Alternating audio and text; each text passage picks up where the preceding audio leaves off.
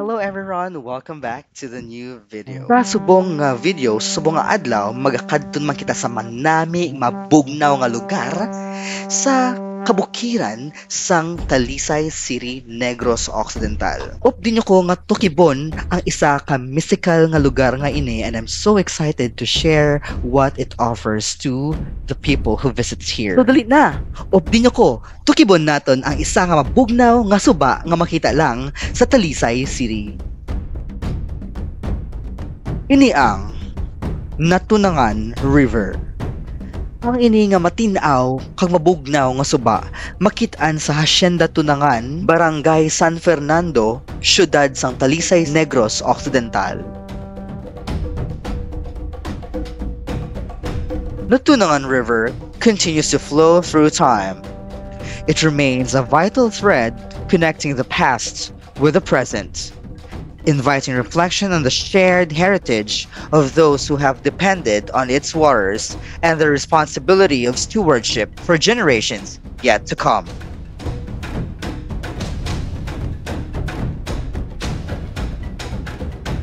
Ang Natunangan River is known as Imbang River sa mga lokal. Ang iniasuba makit-an sa Hacienda Natunangan. Geographically, the Imbang River is part of Hacienda Natunangan. Technically, it should be named Natunangan. However, locals eventually started calling it Imbang.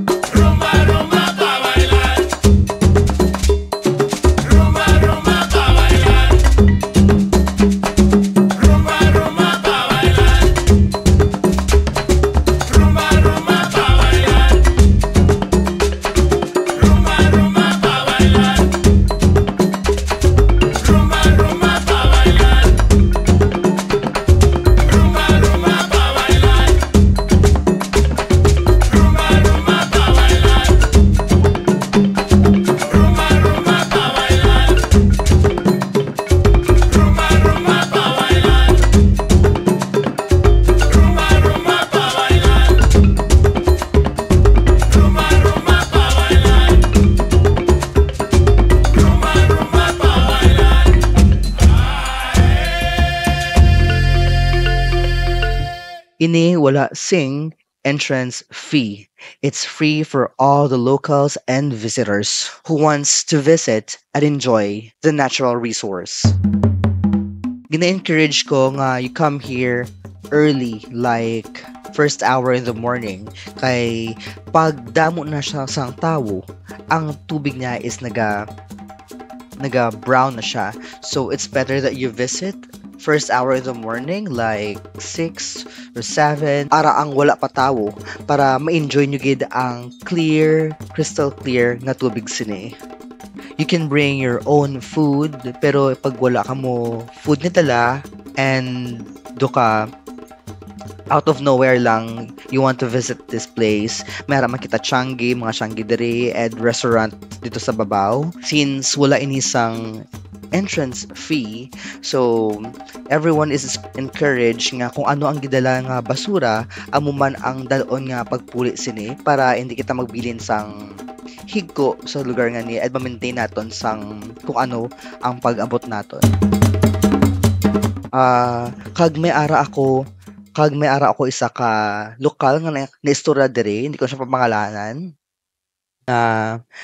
We're talking about like do ka random lang ti wala man sir may galap ta dere, wala man may gabiling basura, hambay sa ako na there's one time nga may ara nga grupo nga nagbilin sa mga basura, kag inipagpulit nila na aksidente sila, kag may ara man nga sang nagmasakit and eventually na namatay. Syempre, kita nga mga tao, inhabitants lang kita dere sa kalibutan, and we're not just human ang naga-inhibit sang kalibutan. Wala kita kabalo, kagapatigid ko nga may ara kita sang kaupod dere nga mga hindi ta makita, kag sila ang tagapagbantay sa aton nga nature. So if ini ang mga entities nga ni nga hindi ta makita mainit sa aton, of course they will do their part to protect our nature, our environment, and our earth. Though this one hasn't scientific basis, I always believe that not only humans live here on earth. We live with somebody else that can't be seen. Diwatas, entities, nuno sa punso. These entities hasn't been proven scientifically. However, they are here to protect the environment and not to harm us.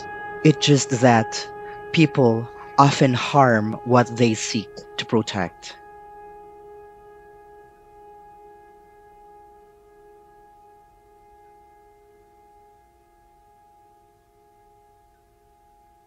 Paano naman makakadto dire? Sa Talisay City, pangitaon nyo lang ang way nga pakadto sa bag-o nila nga City Hall. Dire-diretso lang na, tabok kamo sa Circumferential Road, dire-diretso pagid, dire-diretso lang, wala liko. Dire-diretso lang hasta makadto kamo sa lugar mani. May ara siya gagmay nga way, but if you feel like you're confused, pamangkot na kamo sa mga locals nga malabyan ninyo, mabuot naman sila kag itudlogin nila sa inyo ang way pakadto sa Imbang River, na Tunangan River or Tunangan River. Mabalaan nyo na kung ara ka mo mismo sa lugar, kay ara lang ni siya sa kilid sang dalan. Wala na kinanglan nga i-hike, kay ara na siya sa kilid sang dalan. Kinanglan lang sang prepared nga gas tank. Hey, medyo may kalayuan siya, pero ma-enjoy nyo gid ang mystical nga lugar. It's like you are in a different dimension of the earth. Philippines is truly unique and rich in its resources. We are truly rich in natural resources and spices. Pampalasa, pangtimpla nga amo man ang rason sa pagsakop sa iban nga country. Amo gani mag-eskwela, magtapos para may ara kita gamay nga alam kag hindi kita maintuan sa iban nga ahom. Kabalo na kamo na. Tuod gid ang ginhambal ni Dr. Jose Rizal nga ang kabataan ang pag-asa ng bayan. Kag ang mga kabataan nga ini amo ang sa subong nga generation. Maalam kag budlay intuon. Isa, ikaw dira.